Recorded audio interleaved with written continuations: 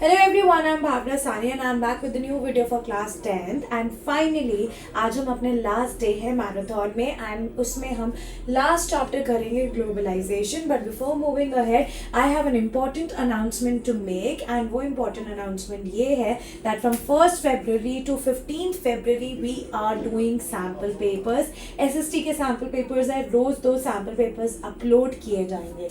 Clear? So we are doing globalization important questions for class 10th and yes we are starting with day 20 marathon and MCQ के लिए I'm again and again saying that you have to read NCERT. Read करनी है हमें NCERT for MCQs. All right, so yes, let's get started to this. What is multinational company? Multinational company क्या होती है? A company that has its headquarters only in India? No. A company that has its production center again in India? No. A company that has its production and distribution centers in more than one country? Yes. A company that is situated outside India? No. So वो company जहाँ पे उसका production and distribution center एक country से ज़्यादा country में setup है उसे हम multinational company बोलते हैं.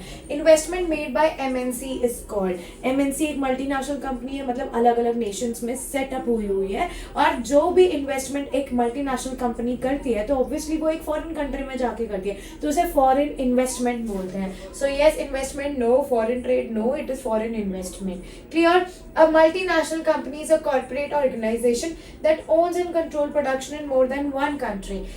Accordingly, which of the following country has the best potential for MNCs to set up? तो ये countries का description दिया हुआ है, ये बताना है कि इनमें से कौन सी country best है to set up MNC. Country W has a rich culture and ample biodiversity. ना culture का लेना देना है MNC से, ना biodiversity का. Country X provide loans to foreign companies easily at high interest rate. Obviously कोई भी company वहाँ जाके set up नहीं होगी जहाँ पे उसे loan high interest rate पे मिल रहा है. Country Y has an educated workforce ready to work for affordable remuneration. So yes, this can be the perfect example. जो country educated workforce भी है और affordable salary पे काम करने के लिए भी वो लोग ready है. Remuneration का मतलब होता है salary. Country Z has a rule which allow people from specific religion to conduct business freely. तो ये भी आंसर नहीं है. कोई भी एक specific religion के पास right नहीं होता सिर्फ कि वही particular religion business freely करेगा. सारे religion business freely कर सकते हैं. So इसका आंसर है option C. Then moving on to the next question, which of the following is not an example of the process of globalization? Not an example. Google's headquarters are in California with multiple offices across the world. ये तो example है California उसका globalization का. Railways being the largest public sector undertaking employer in India. Here we are talking about only in India. सिर्फ India की बात कर रहे हैं तो yes, it is not an example of globalization. ठीक है, तो ऑप्शन बी अभी तक करेक्ट है. मैकडोनल्ड्स इंट्रोड्यूसिंग मैक आलू टिक्की स्पेशली फॉर इंडियन मेन्यू, मतलब वो बाहर भी अवेलेबल है. It is an MNC. Spanish family having masala dosas for their weekend breakfast, that is also a part of not a part, basically that is also a part of globalization, right? Spanish family and they are eating dosa, that is a globalization. Name the basic factor response that enables globalization. Yes, technology की वजह से भी globalization हुआ है. The basic factor that enable globalization is technology. Technology नहीं होगी तो globalization possible ही नहीं है. Next आता है identify the correct statement about globalization. So here are few statements, उसमें से हमें identify करना है कि भाई सबसे बेस्ट कौन सा है for the globalisation.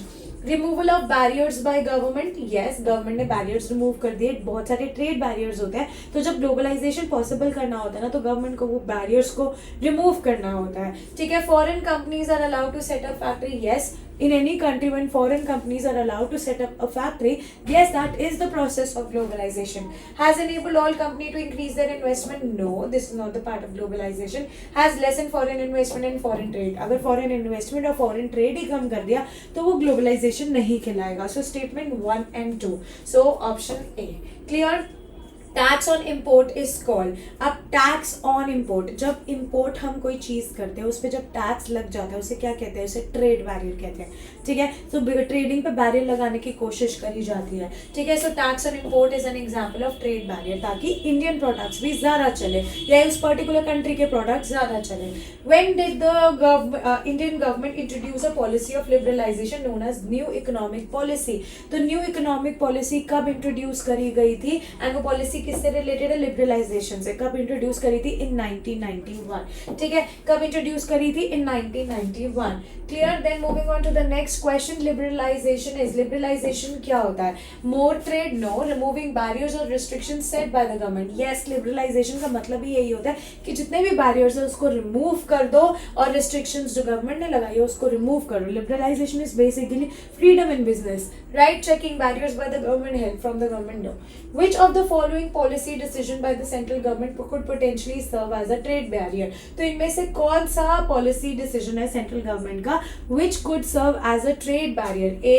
Strengthening exports subsidies? No. ये तो हमारे लिए इम्पोर्टेंट है। Simplifying customs procedure? No. Implementing higher tariffs on import? ये अभी पढ़ा हमने, जब इम्पोर्ट पे हाई टैक्सेस लगने शुरू हो जाते हैं, that is a part of trade barrier. That is not part, that is actually a trade barrier. Clear? Which of the following international agency allow free trade and work on mutual trade between two countries? तो mutual trade between two countries या free trade between two countries कौन promote करता है? World trade organisation, WTO। Clear? SEZ stands for Special Economic Zone. क्या होता है ये Special Economic Zones? Clear? SEZ stands for Special Economic Zones. Next, read the given statement in the context of globalization and choose the correct option. तो इसमें से हमें ये choose करना है in the context of globalization कौन सी statement correct है। It is the only way for the economic development of the country? ऐसा नहीं है कि सिर्फ इसी से डेवलपमेंट होगी, नहीं, ऐसा नहीं है। Interlinks only production based activity in dispersed location in the world? नहीं, और भी एक्टिविटीज को इंटरलिंक किया जाता है, not only production. It has always given only positive result on all the country? नहीं, कहीं पे losses भी हुए हैं हमें। This lead to the spread of technology, culture and disease from one region to another? Yes, globalization leads to the spread of technology, culture, diseases from one region to another region. In fact, smallpox आपने global making of global world में भी पढ़ा होगा, ठीक है।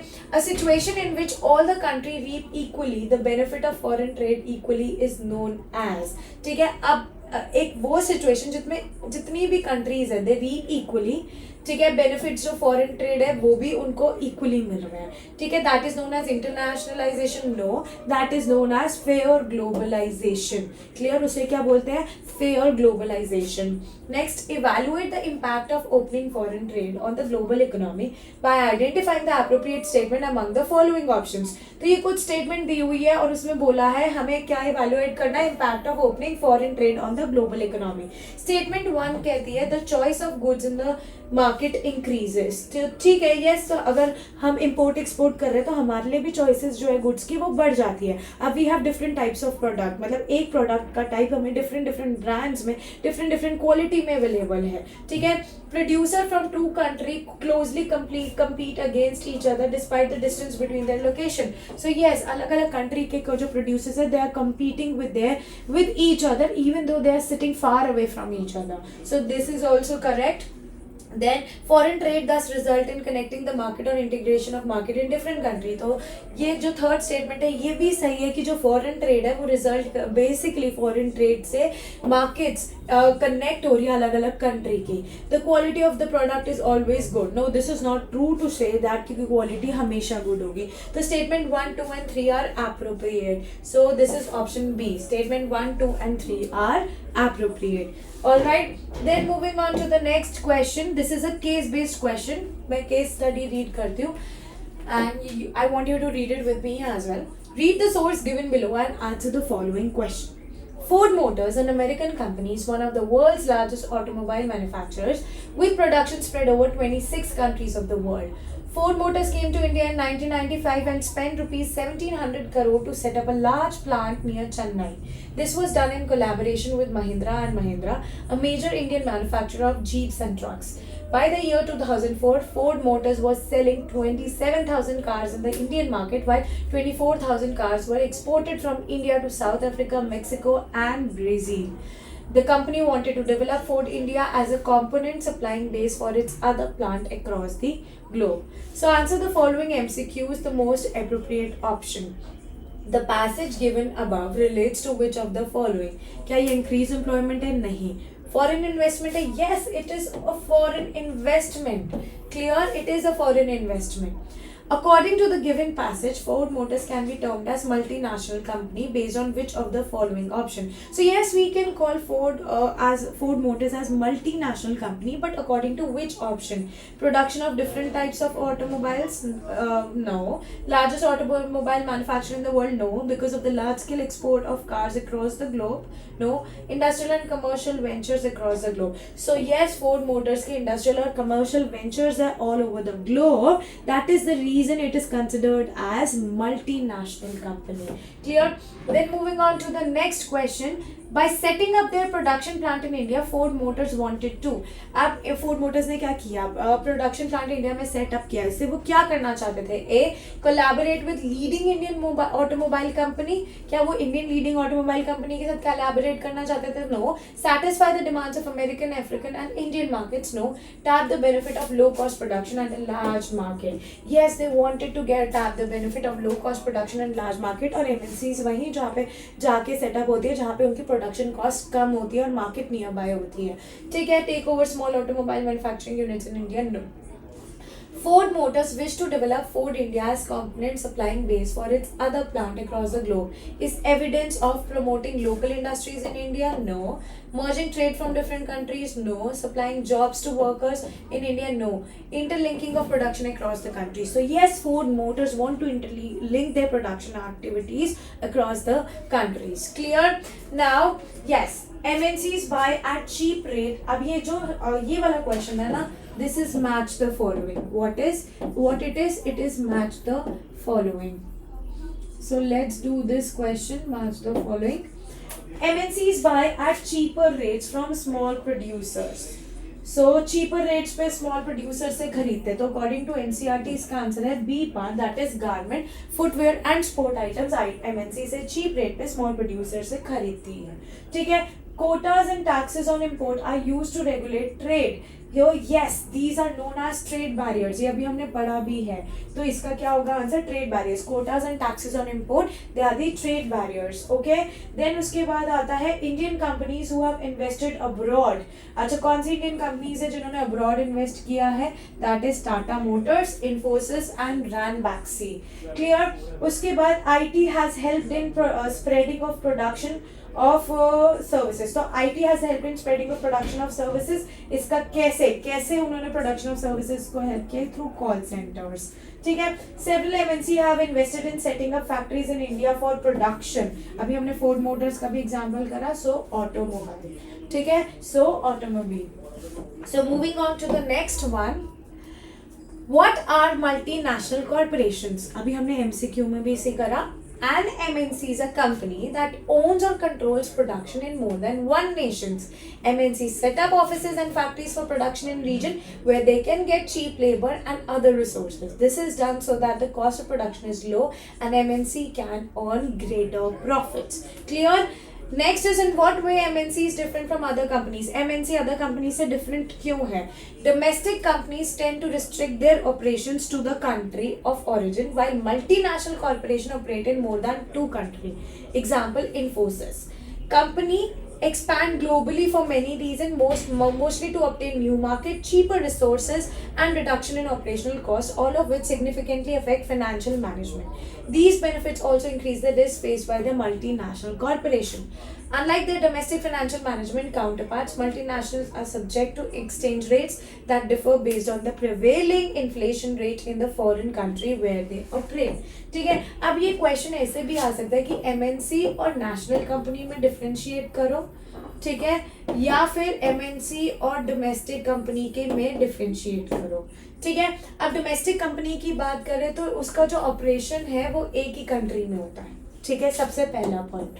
और उसकी बात करूं मैं मल्टीनेशनल कंपनी की. ठीक है. ये डोमेस्टिक कंपनी का पॉइंट है. मल्टीनेशनल कंपनी की बात करूं तो मोर देन 2 कंट्रीज. और इसका आप एग्जांपल दे सकते हो इन्फोसिस. ठीक है. इन्फोसिस. ठीक है। अब मैं उसके बाद मल्टीनेशनल कंपनी की बात करूँ तो expand globally for many reason.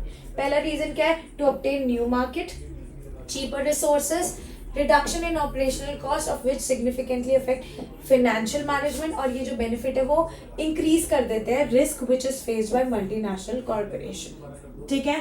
And क्योंकि ये ग्लोबली सेटअप कर रहे हैं और इन्वेस्टमेंट भी बड़ी होती है, जितना बढ़िया इन्वेस्टमेंट उतना बड़ा रिस्क। तो उस हिसाब से डोमेस्टिक में की मैं अगर बात करूं तो डोमेस्टिक कंपनीज जो है उनका रिस्क जो होता है लेस होता है। क्यों? क्योंकि इनकी इन्वेस्टमेंट भी थोड़ी कम होती है as compare to multinational company. ठीक है, ये हो गया आपका सेकेंड पॉइंट। अब थर्ड पॉइंट में क्या आएगा कि जो डोमेस्टिक कंपनीज है, डोमेस्टिक फाइनेंशियल मैनेजमेंट है, दे काउंटर पार्ट्स, और मल्टीनेशनल मैनेजमेंट जो है उसमें हमें एक अच्छा एक्सचेंज रेट मिलता है।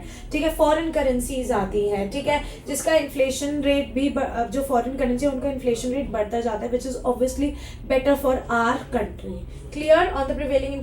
तो जैसे जैसे इन्फ्लेशन रेट काफ़ी बढ़ रहा है फॉरेन एक्सचेंज का, तो हमारी कंट्री में वो फॉरेन करेंसी पड़ी and it is also increasing. ठीक है, फिर आता है differentiate between investment and foreign investment, या फिर what are the investment made by MNCs and what expectations are these investment made. अगर डिफरेंशिएट आता है ना, make sure you write in tabular form. Clear? So money which is spent to buy assets जैसे land, building and machines and other equipment, ठीक है, उसे investment बोलते हैं। और इसमें एक और पॉइंट ऐड कर लेना, तो इसमें hoping to get good returns. ठीक है, इन्वेस्टमेंट में रिटर्न का बहुत इंपॉर्टेंट पॉइंट है। अगर रिटर्न नहीं आएगा तो इन्वेस्टमेंट का क्या फायदा। और अगर फॉरेन इन्वेस्टमेंट की बात करूँ, it is done by MNCs. ठीक है, समझ आया? It is done with the expectation of earning more profit by reducing the cost of production. Then moving on to the next question. Next question says that what is globalization? Describe the role of MNCs in promoting globalization process. Globalization क्या होता है? जब हम integration और interconnection करते हैं countries के बीच में। क्लियर? रोल क्या है एमएनसी का? गुड्स एंड सर्विसेज जो है they are bought and sold at global level. ठीक है, investment, technology and people, investment करी जा रही है बिटवीन कंट्रीज, टेक्नोलॉजी मूव कर रही है बिटवीन कंट्रीज एंड लोग भी मूव कर रहे हैं between countries. MNCs by foreign trade integrated the markets in the world. तो MNCs क्या कर रही है? सारी मार्केट्स को, ग्लोबल मार्केट्स को एक कर रही है। क्लियर? नेक्स्ट आता है describe the role of technology in promoting globalization process. तो टेक्नोलॉजी का क्या रोल है इन प्रमोटिंग ग्लोबलाइजेशन प्रोसेस, या फिर examine the role of information technology in stimulating the process of globalization, or rapid improvement in technology has stimulated the globalization process. Justify through example. So yes, rapid improvement in technology has stimulated the globalization process. Improvement in transportation technology has made much faster delivery of goods across long distance possible at lower cost.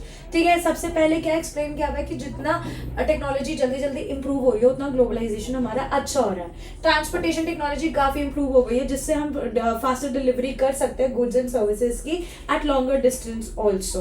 ठीक है, even more remarkable have been the development in information and communication technology. Information and communication technology भी काफी better हो गया and we can talk to any person sitting at any corner of the world. Clear? तो इससे भी हमारा globalisation जो है काफी अच्छा हो गया। अब आईटी का क्या रोल है? सबसे पहले आपने टेक्नोलॉजी का रोल बता दिया, अब आपने आईटी का रोल, इंफॉर्मेशन टेक्नोलॉजी का रोल बताना in the process of globalization. सबसे पहले आप टेलीकम्युनिकेशन फैसिलिटीज बताओगे, telegraph, telephone, mobile phones, fax, ठीक है, इनको यूज किया जाता है to contact people and to access any kind of information. ठीक है, it also helps to communicate people from remote areas, छोटे छोटे एरियाज में भी हम कॉन्टैक्ट कर सकते हैं through these things, and this has been facilitated by satellite communication devices. और इसको कैसे फैसिलिटेट किया गया? Through satellite communication devices. Computers have now entered almost every field of activity. One can obtain and share information through the internet. Electronic mail and talk voicemail across the world at negligible cost. मतलब electronic mail और talk mail मतलब basically आप email and talk mail all over the world भेज सकते हो within seconds, and it has played a major role in spreading out the production of services across country. Clear? Then next question is what is a trade barrier? Trade barrier क्या है? Why did Indian government put up the trade barrier after independence? Explain. So trade barrier is the restriction जो government set करती है to increase or decrease foreign trade.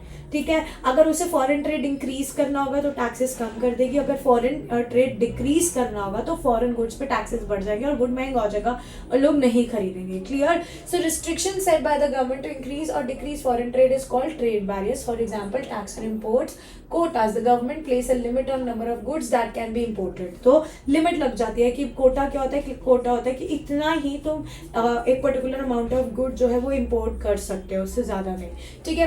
Reasons for putting trade barriers after independence, government ने trade barriers किए थे ताकि वो foreign trade को regulate कर सके, अपने हिसाब से कम कर सके, अपने हिसाब से बढ़ा सके।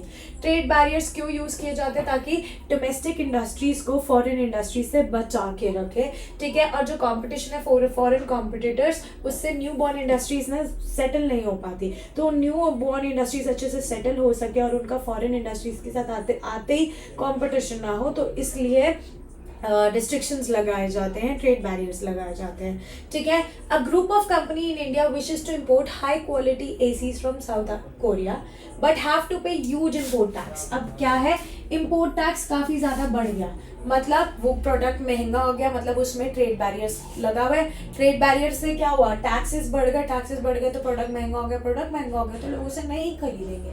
तो यहाँ पे उन्होंने क्या किया, गुड का इंपोर्ट कम करने के लिए उन्होंने हाई टैक्सेस कर दिए।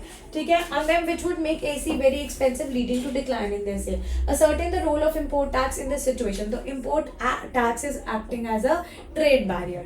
ठीक है। फिर उसके बाद आप इसको एक्सप्लेन भी कर सकते हो, ट्रेड बैरियर को एक्सप्लेन करना जरूरी है। मैंने यहाँ इसलिए एक्सप्लेन नहीं किया क्योंकि ये मैंने यहाँ ऑलरेडी एक्सप्लेन कर रखा है। Clear. Define the term liberalization अभी हमने करा।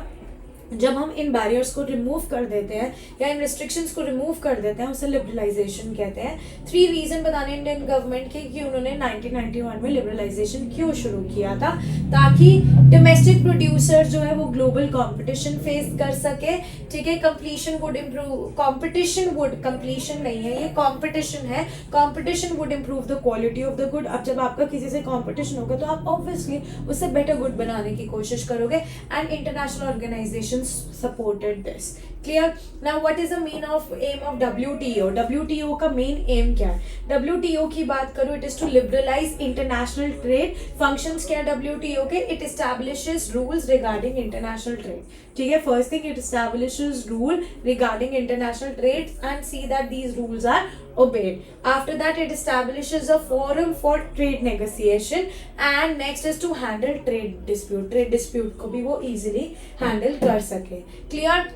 नेक्स्ट आता है assess the positive and negative impact of WTO on the Indian economy. तो वर्ल्ड ट्रेड ऑर्गेनाइजेशन का क्या इम्पैक्ट है इंडियन इकोनॉमी में, पॉजिटिव पॉइंट्स भी बताने हैं और नेगेटिव पॉइंट्स भी बताने हैं। पॉजिटिव इम्पैक्ट की बात करें तो offered an opportunity to India for trading with other members of the country. तो इंडिया को अपॉर्चुनिटी टू मिली बाकी मेंबर्स के साथ कम्पीट करने की। ठीक है। मतलब बाकी कंट्रीज के मेंबर्स के साथ। Next, availability of foreign technology to India at reduce cost. तो बहुत ही सस्ते में फॉरेन टेक्नोलॉजी इंडिया में आ सकी।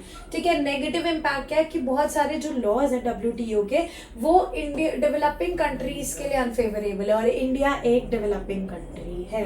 ठीक है। डेवलप कंट्रीज जो है, जितनी भी डेवलप कंट्री है like USA and all other develop country, ठीक है, वो WTO के रूल्स को इग्नोर करते हैं, and they have continue to support their farmers with vast sum of money, whereas developing countries have stopped doing so. Clear? Next आता है globalization and greater competition among producers have been advantages to consumer. तो globalization और greater competition जो लोगों के बीच में हो रहा है, उससे सबसे ज्यादा एडवांटेज हुआ है कंज्यूमर को, राइट? हम लोगों को कैसे? So the consumers are getting an advantage in the following ways. Consumers today have wide variety of goods, right, and services to choose from. The latest models of digital cameras, mobile phones, television, etc. from the world's leading manufacturers are available on them. So consumer के पास बहुत variety of goods है। एक ही good अलग अलग quality में, अलग अलग price पे और अलग अलग ब्रांड्स में मिलेंगे। डोमेस्टिक ब्रांड्स भी होंगे, फॉरेन ब्रांड्स भी होंगे, ठीक है। इससे क्या होगा, हमें बेटर क्वालिटी मिलेगी एट लोअर प्राइस। जो पता है कंपटीशन ज़्यादा तो प्राइस लो होंगे।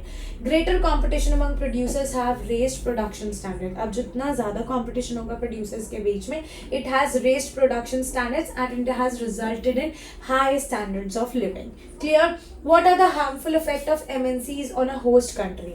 अब हार्मफुल इफेक्ट क्या है MNC on a host country, ठीक है। होस्ट कंट्री जहाँ पे MNC ओपन हो रही है, ठीक है, मतलब MNC अपना प्रोडक्शन एक्टिविटी या कोई और एक्टिविटी का वेंचर सेटअप कर रही है, ठीक है। So they can hamper the growth of local industries. Local industries की ग्रोथ को हैम्पर किया जाता है by giving them tough competition. They generally use capital intensive techniques, जिससे लेबर कम होती है, और जिसमें लेबर कम होती है और एम्प्लॉयमेंट जनरेशन काफ़ी कम हो जाती है, and it is not suitable for country, developing country like India, क्योंकि यहाँ पे अनएम्प्लॉयमेंट बढ़ जाती है अगर हम कैपिटल इंटेंसिव टेक्निक यूज करें। And they may misuse the environment of the host country अब by exploiting their natural resources. तो होस्ट कंट्री के इन्वायरमेंट को भी हार्म किया जाता है उनके नेचुरल रिसोर्सेज को यूज करके और एक्सप्लॉइट करके। क्लियर? नेक्स्ट आता है analyze the impact of globalization. क्या है? Analyze the impact of globalization, ठीक है। Where it is, here it is. The effect of globalization has not been uniform. Give reasons to support your answers और critically examine the impact of globalization. अगर ऐसा कोई भी question आता है तो आपने पॉजिटिव इम्पैक्ट भी लिखना है और नेगेटिव इम्पैक्ट भी लिखना है। पॉजिटिव इम्पैक्ट की बात करूँ तो wide variety of goods is now available to the consumers, ठीक है।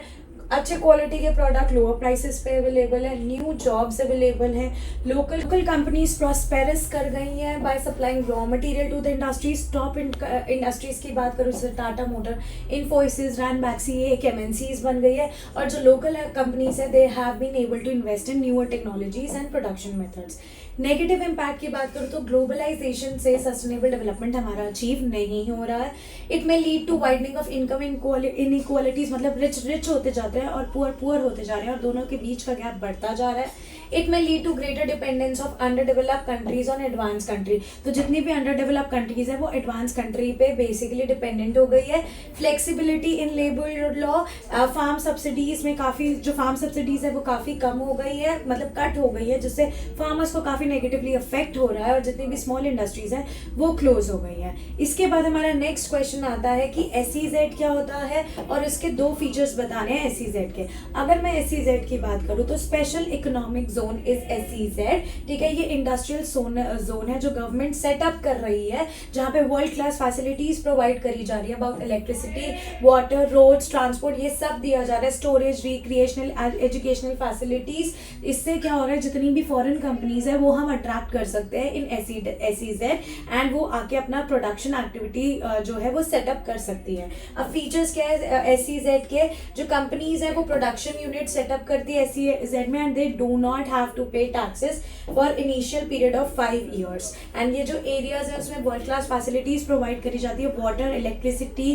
Storage, recreational facilities, educational facilities, ये सब प्रोवाइड किए जाते हैं ताकि जो फॉरेन कंट्रीज हैं हम उसको अट्रैक्ट कर सकें, ठीक है। उसके बाद हमारा नेक्स्ट क्वेश्चन आता है, how is the government of India trying to attract much foreign investment. जो गवर्नमेंट है इंडिया की वो कैसे हेल्प कर रही है, अट्रैक्ट कर रही है फॉरेन कंपनीज को इंडिया में, by providing the SEZ facilities. जो अभी हमने पूरा SEZ एक्सप्लेन किया वही अब आपने एक्सप्लेन करना है कि SEZ is special economic zone, ठीक है। These are industrial zone which are set up by government to provide world class facilities to attract foreign investors. और वर्ल्ड क्लास फैसिलिटीज में क्या है, they are providing water, transport, good roads, recreational facilities, educational facilities and so on.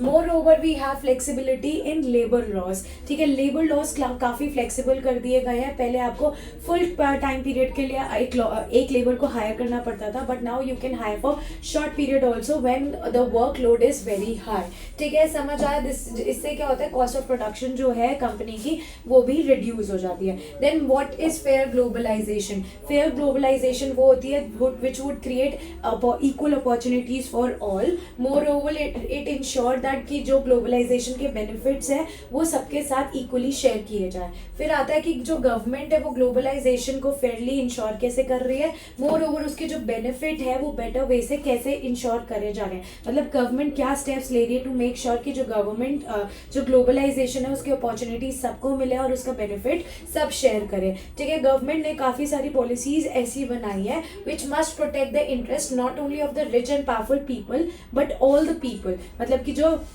Benefit है globalisation के वो rich और powerful के अलावा और भी लोगों तक पहुंचने चाहिए। मोर ओवर लेबर लॉज जो है वो प्रॉपरली इम्प्लीमेंट किए जाए, जो वर्कर्स हैं उनको उनके राइट्स मिले। फिर उसके बाद स्मॉल प्रोड्यूसर्स को भी सपोर्ट किया जाए टू इम्प्रूव देयर परफॉर्मेंस, और तब तक सपोर्ट किया जाए जब तक वो रेडी नहीं हो जाते to compete with the foreign companies. If necessary government को ट्रेड एंड इन्वेस्टमेंट बैरियर्स भी कभी कभी लगाने चाहिए। Moreover it can negotiate at the WTO for fairer rules, fairer rules के लिए WTO के साथ नेगोशिएट करना चाहिए। It can also align with other developed country, ठीक है, जितनी भी बाकी डेवलपिंग कंट्रीज हैं उन कंट्रीज को गवर्नमेंट के, मतलब जितनी भी कंट्रीज हैं उनको सारी कंट्रीज को अलाइन करना चाहिए, डेवलपिंग कंट्रीज को, and they should fight against the dominance of the developed country like USA in the WTO। Alright, तो यहाँ पे हमारे सारे इंपॉर्टेंट क्वेश्चंस जो है वो खत्म होते हैं ग्लोबलाइजेशन के लिए। But again for NCERT for MCQs you have to read NCERT and boards के लिए इतने क्वेश्चंस आर इनफ, सिर्फ ग्लोबलाइजेशन के इतने क्वेश्चंस कर जाओ। And yes, here is an important announcement that we are starting with 30 sample paper challenge from 1st February to 15th February, and 2 sample papers upload किए जाएंगे each day. Further information will be updated on our channel और on our Instagram. So the PDF of these questions you can reach us out on the number which is given below. So bye bye everyone.